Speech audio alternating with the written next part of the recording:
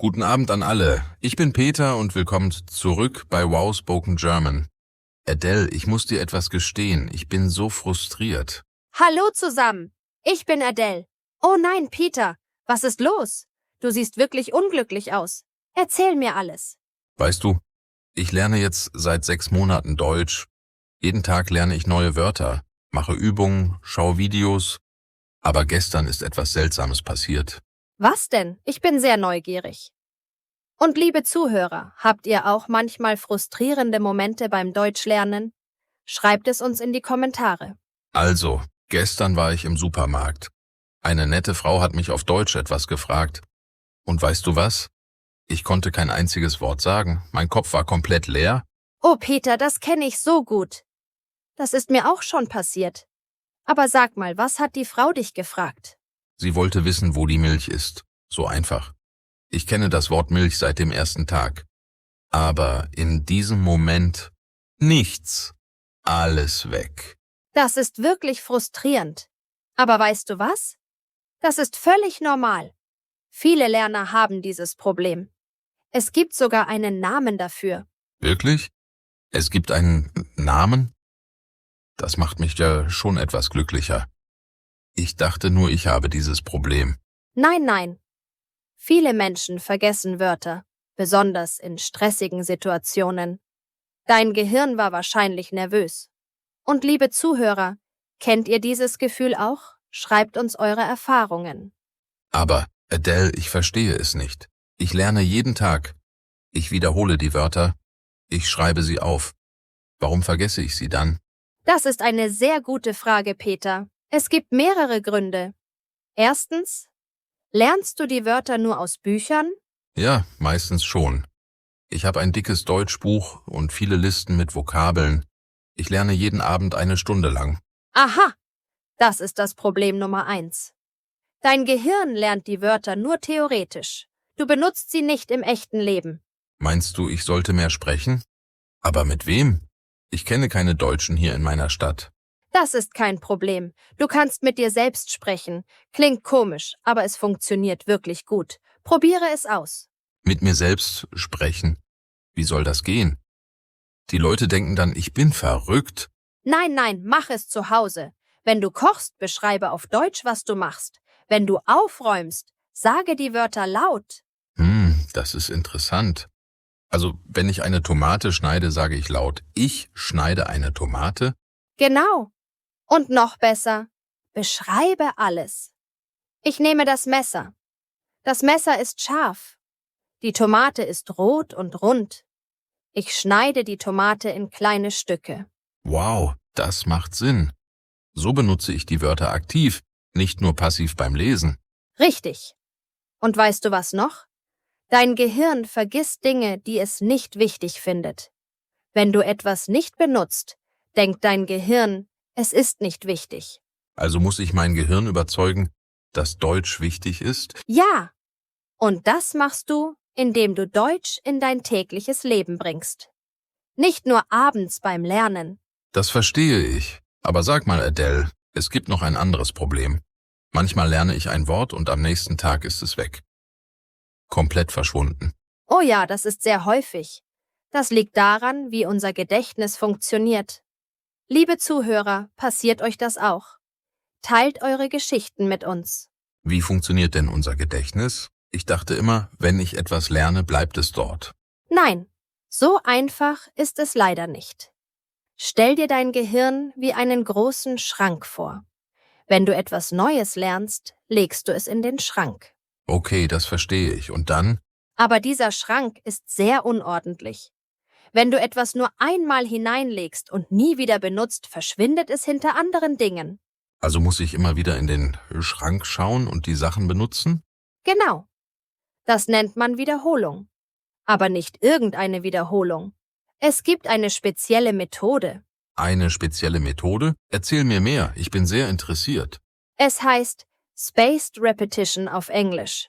Auf Deutsch sagen wir verteilte Wiederholung. Du wiederholst Wörter in bestimmten Abständen. In bestimmten Abständen? Was bedeutet das genau? Pass auf. Du lernst heute ein neues Wort, zum Beispiel Schmetterling. Morgen wiederholst du es. dann in 3 Tagen, dann in einer Woche, dann in einem Monat. Ah, ich verstehe. Nicht jeden Tag, sondern mit immer längeren Pausen dazwischen. Genau. Dein Gehirn merkt sich Dinge besser, wenn es ein bisschen vergessen hat und dann wieder erinnert wird. Das ist faszinierend. Aber wie kann ich das organisieren? Ich habe so viele Wörter zum Lernen. Es gibt viele Apps dafür, zum Beispiel Anki oder andere Karteikarten-Apps. Sie machen das automatisch für dich. Apps? Aber ich mag Bücher. Ich schreibe gerne mit der Hand. Das ist auch gut, Peter. Schreiben mit der Hand ist sogar sehr gut für das Gedächtnis. Du kannst auch ein System mit Karteikarten aus Papier machen. Wie denn? Erkläre es mir bitte. Du machst 5 Boxen. In Box 1 kommen neue Wörter. Jeden Tag übst du diese. Wenn du ein Wort kannst, kommt es in Box 2. Okay, und dann? Box 2 übst du jeden 2. Tag. Box 3 jede Woche. Box 4 jeden Monat. Box 5 ist für Wörter, die du perfekt kannst. Wow, das ist ein gutes System. Aber sag mal, Adele, ich habe noch ein Problem. Manchmal verwechsle ich ähnliche Wörter. Oh ja, das ist auch sehr normal. Zum Beispiel, welche Wörter verwechselst du? Zum Beispiel lehren und lernen oder wohnen und gewöhnen. Sie klingen so ähnlich. Ja, das ist schwierig. Aber ich habe einen Trick für dich. Du musst die Wörter mit Geschichten verbinden. Mit Geschichten? Wie meinst du das? Pass auf. Für Lehren und Lernen kannst du dir vorstellen, ein Lehrer lehrt, ein Lerner lernt. Siehst du? Lehrer und Lehren haben beide ein H. Oh, das ist clever. Und für andere Wörter? Du erfindest deine eigenen Geschichten. Je lustiger und verrückter, desto besser merkst du sie dir. Lustig und verrückt? Kannst du mir ein Beispiel geben? Klar. Nehmen wir das Wort Eichhörnchen. Schwer zu merken, oder? Stell dir vor, ein Eichhörnchen sitzt in einer Eiche und hat Hörnchen zum Frühstück. Haha, das ist lustig. Und jetzt vergesse ich das Wort bestimmt nie wieder. Siehst du? Unser Gehirn liebt Geschichten und Bilder. Viel mehr als langweilige Listen. Liebe Zuhörer, habt ihr auch lustige Geschichten für schwierige Wörter? Teilt sie mit uns. Adele, das hilft mir wirklich. Aber ich habe noch eine Frage. Manchmal fühle ich mich so müde beim Lernen. Ist das normal? Ja, sehr normal. Dein Gehirn arbeitet sehr hart beim Lernen. Es braucht auch Pausen. Pausen? Aber ich dachte, ich sollte jeden Tag viel lernen. Nein, Qualität ist wichtiger als Quantität. Lieber 30 Minuten konzentriert lernen als 2 Stunden müde und unkonzentriert. Wirklich? Ich lerne jeden Abend 2 Stunden. Vielleicht ist das zu viel? Ja, vielleicht. Dein Gehirn kann nicht so lange konzentriert bleiben. Nach 30 bis 45 Minuten brauchst du eine Pause. Und was soll ich in der Pause machen? Steh auf. Mach einen kleinen Spaziergang. Trink Wasser. Mach ein paar Dehnübungen. Dein Gehirn braucht frische Energie.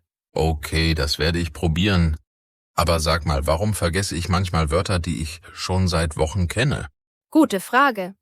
Das kann viele Gründe haben. Bist du gestresst? Schläfst du genug? Isst du gesund? Ich schlafe nicht sehr viel. Meistens nur 5 oder 6 Stunden. Ich bin sehr beschäftigt mit der Arbeit. Aha, das ist ein großes Problem. Schlaf ist super wichtig für das Gedächtnis. Wenn du schläfst, organisiert dein Gehirn alles, was du gelernt hast. Wirklich? Was passiert genau im Schlaf? Dein Gehirn sortiert die Informationen. Es entscheidet, was wichtig ist und was nicht. Es macht Verbindungen zwischen neuem und altem Wissen. Wow, das wusste ich nicht. Also wenn ich nicht genug schlafe, kann ich nicht gut lernen? Genau. Studien zeigen, dass Menschen, die nach dem Lernen gut schlafen, sich viel besser erinnern können. Das erklärt vieles. Letzte Woche habe ich fast jede Nacht nur 4 Stunden geschlafen und ich konnte mich an nichts erinnern. Siehst du? Dein Körper und dein Gehirn brauchen Ruhe. Mindestens 7 bis 8 Stunden Schlaf sind ideal. Okay, ich werde versuchen, früher ins Bett zu gehen. Was gibt es noch für Gründe, warum man Wörter vergisst? Stress ist auch ein großer Faktor. Wenn du gestresst bist, kann dein Gehirn nicht gut arbeiten. Ja, ich bin oft gestresst. Arbeit, Familie, Deutschland, alles zusammen. Das verstehe ich. Aber zu viel Stress ist schlecht für das Lernen. Du musst auch Zeit für Entspannung haben. Entspannung? Aber dann lerne ich ja weniger. Nein, Peter. Wenn du entspannt bist, lernst du besser. Dein Gehirn arbeitet effizienter. Okay, ich glaube dir. Was kann ich tun, um weniger gestresst zu sein? Viele Dinge. Meditation, Yoga, Spazierengehen, Musik hören. Finde etwas, das dir Freude macht. Ich mag Musik. Kann ich vielleicht deutsche Musik hören? Hilft das auch beim Lernen? Absolut. Deutsche Musik ist fantastisch zum Lernen. Du hörst die Sprache, die Aussprache und es macht Spaß. Welche deutsche Musik empfiehlst du für Anfänger? Für Anfänger sind langsame Lieder gut. Schlager sind oft einfach und klar. Oder Kinderlieder, die sind sehr gut für Anfänger. Kinderlieder? Ist das nicht ein bisschen peinlich für einen Erwachsenen? Nein, überhaupt nicht. Kinderlieder haben einfache Wörter und klare Aussprache. Perfekt zum Lernen. Und niemand muss wissen, dass du sie hörst. Haha, okay. Ich werde es probieren. Aber Adele, zurück zu meinem Problem im Supermarkt. Was kann ich tun, damit mir so etwas nicht wieder passiert? Du musst dein Gehirn trainieren, in echten Situationen zu denken. Nicht nur beim Lernen zu Hause. Wie kann ich das machen? Übe verschiedene Situationen. Stell dir vor, du bist im Restaurant. Was würdest du sagen? Übe das laut. Im Restaurant? Okay, lass mich überlegen. Guten Tag, ich möchte bitte die Speisekarte. Sehr gut. Und dann? Was würdest du bestellen? Ich hätte gern ein Schnitzel mit Pommes und einen Salat, bitte. Perfekt. Siehst du? Du kannst es. Du musst nur üben, in Situationen zu denken, nicht nur Vokabeln zu lernen. Das stimmt. Aber im echten Moment bin ich so nervös. Das ist normal. Aber je mehr du übst, desto weniger nervös wirst du. Liebe Zuhörer, seid ihr auch nervös, wenn ihr Deutsch sprechen müsst? Erzählt uns davon. Adele, ich habe eine Idee. Vielleicht kann ich mit meinem Spiegel üben. Dann sehe ich mich selbst und es fühlt sich an wie ein echtes Gespräch. Exzellente Idee, Peter. Das machen viele Lerner. Du kannst auch dein Telefon benutzen und dich selbst aufnehmen. Mich selbst aufnehmen? Warum? Dann kannst du dich später anhören. Du hörst deine Fehler und deine Aussprache. Das ist sehr hilfreich. Aber ich mag meine Stimme nicht. Sie klingt so komisch in Aufnahmen. Jeder denkt das über seine eigene Stimme. Aber es ist wichtig für das Lernen. Du musst objektiv hören, wie du klingst. Okay, ich werde mutig sein und es versuchen. Was noch? Hast du noch mehr Tipps gegen das Vergessen? Ja, benutze alle deine Sinne beim Lernen, nicht nur deine Augen. Alle meine Sinne? Was meinst du damit? Wenn du ein Wort lernst, sage es laut, schreibe es, male ein Bild dazu, mach eine Bewegung dazu. Eine Bewegung, wie zum Beispiel. Wenn du das Wort fliegen lernst, mach mit deinen Armen wie ein Vogel. Wenn du springen lernst, spring ein bisschen. Das klingt lustig. Aber macht das wirklich einen Unterschied? Ja, dein Gehirn merkt sich Dinge besser, wenn mehrere Sinne beteiligt sind. Das ist wissenschaftlich bewiesen. Interessant. Ich habe immer nur gelesen und geschrieben. Vielleicht ist das nicht genug. Richtig. Probiere verschiedene Methoden. Jeder Mensch lernt anders. Finde heraus, was für dich am besten funktioniert. Das macht Sinn. Adele, ich habe noch eine Frage. Manchmal lerne ich ein Wort auf Deutsch, aber ich denke immer an das englische Wort. Ist das ein Problem? Das ist eine sehr gute Frage. Viele Lerner haben dieses Problem. Sie übersetzen alles in ihrer Muttersprache. Ja, genau. Ich denke Cat und dann übersetze ich zu Katze. Ist das falsch? Es ist nicht falsch, aber es macht das Sprechen langsamer. Du musst lernen, direkt auf Deutsch zu denken. Direkt auf Deutsch denken? Wie geht das? Ich denke immer automatisch auf Englisch. Du musst dein Gehirn trainieren. Wenn du eine Katze siehst, denke sofort Katze, nicht erst Cat und dann Katze. Das klingt schwierig. Wie kann ich das üben? Beginne mit einfachen Dingen. Schau dich in deinem Zimmer um. Benenne alles auf Deutsch, ohne an Englisch zu denken. Also ich schaue den Tisch an und denke nur Tisch, nicht Table zu Tisch. Genau. Und wenn du spazieren gehst, benenne alles, was du siehst. Baum, Auto, Hund, Himmel. Das werde ich üben. Aber für schwierige Konzepte ist das doch unmöglich, oder? Am Anfang ist es schwer, ja. Aber mit der Zeit wird es einfacher. Dein Gehirn gewöhnt sich daran. Okay, ich werde geduldig sein. Adele, wie lange dauert es eigentlich, bis man nicht mehr vergisst? Das ist unterschiedlich für jeden Menschen. Aber generell, wenn du ein Wort regelmäßig benutzt, bleibt es dauerhaft in deinem Gedächtnis. Regelmäßig benutzen, wie oft ist regelmäßig? Es gibt eine Regel. Wenn du ein Wort in verschiedenen Kontexten mindestens 7 Mal benutzt hast, bleibt es meistens. 7 Mal, das ist nicht so viel. Nein, aber es muss in verschiedenen Kontexten sein, nicht 7 Mal in der gleichen Übung. Ah, ich verstehe. Also einmal im Supermarkt, einmal beim Kochen, einmal in einem Gespräch? Genau. Dein Gehirn macht dann viele verschiedene Verbindungen zu diesem Wort. Das ist schlau. Unser Gehirn ist wirklich faszinierend. Ja, und weißt du was? Fehler zu machen ist auch gut fürs Lernen. Fehler sind gut, aber ich hasse es, Fehler zu machen. Ich fühle mich dann dumm. Nein, nein, Peter. Fehler sind Beweise, dass du lernst. Wenn du nie Fehler machst, lernst du nichts Neues. Wirklich? Aber im Supermarkt habe ich mich so geschämt, als ich das Wort nicht wusste. Das verstehe ich. Aber diese Erfahrung wirst du nie vergessen. Nächstes Mal wirst du das Wort bestimmt wissen. Das stimmt. Ich habe danach das Wort Milch 100-mal wiederholt. Ich werde es nie wieder vergessen. Siehst du? Emotionale Erfahrungen helfen beim Lernen. Dein Gehirn erinnert sich an Dinge, die mit Gefühlen verbunden sind. Interessant. Also sollte ich mehr emotionale Verbindungen zu Wörtern machen? Ja. Wenn du ein Wort lernst, denke an eine Situation, die dir etwas bedeutet. Eine lustige, traurige oder aufregende Situation. Okay. Zum Beispiel, wenn ich das Wort Regen lerne, denke ich an den Tag, als ich ohne Regenschirm im Regen stand. Perfekt. Das ist eine starke Erinnerung. Das Wort wird in deinem Kopf bleiben. Wow, Adele, du hast mir heute so viel geholfen. Ich fühle mich schon viel besser. Das freut mich, Peter. Aber denk daran, das Wichtigste ist, sei geduldig mit dir selbst. Geduldig? Ich will aber schnell Deutsch lernen. Ich weiß. Aber Sprachenlernen braucht Zeit. Es ist eine Reise, kein Sprint.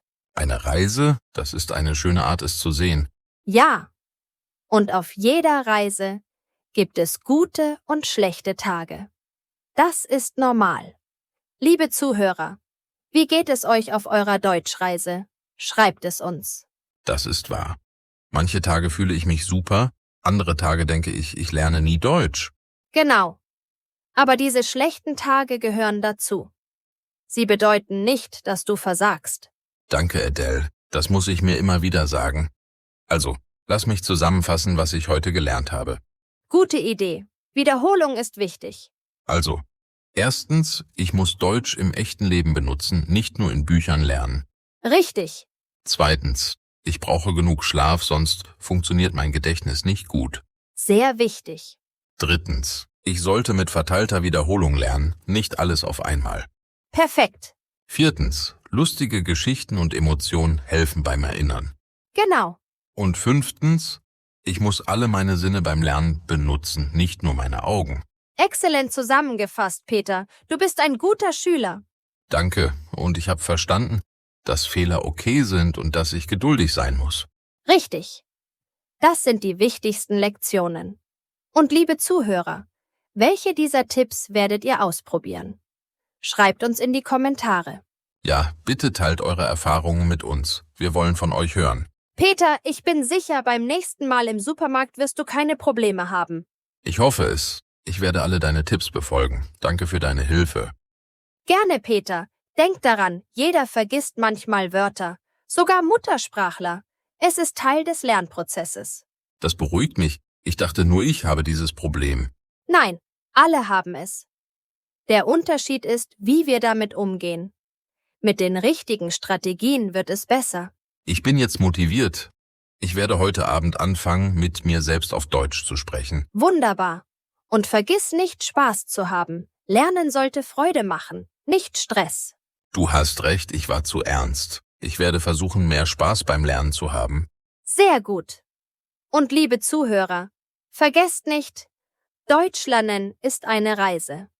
Genießt jeden Schritt. Ja, und vergesst nicht, uns eure Fragen und Erfahrungen in die Kommentare zu schreiben. Wir lesen sie alle. Wir freuen uns, von euch zu hören. Habt ihr auch Probleme mit dem Vergessen? Oder habt ihr eigene Tipps, die euch helfen? Teilt alles mit uns. Wir sind eine Gemeinschaft von Deutschlernern. Wir helfen uns gegenseitig. Genau. Zusammen ist das Lernen viel einfacher und macht mehr Spaß. Vielen Dank, dass ihr heute zugehört habt. Es war ein tolles Gespräch. Ja, danke fürs Zuhören. Bis zum nächsten Mal bei Wow Spoken German. Vergesst nicht, unseren Kanal zu abonnieren, wenn ihr mehr Deutsch lernen wollt. Und aktiviert die Glocke, damit ihr keine neuen Videos verpasst. Übt fleißig, aber denkt auch daran, euch zu entspannen. Gute Nacht. Gute Nacht an alle. Viel Erfolg beim Deutschlernen. Bis bald.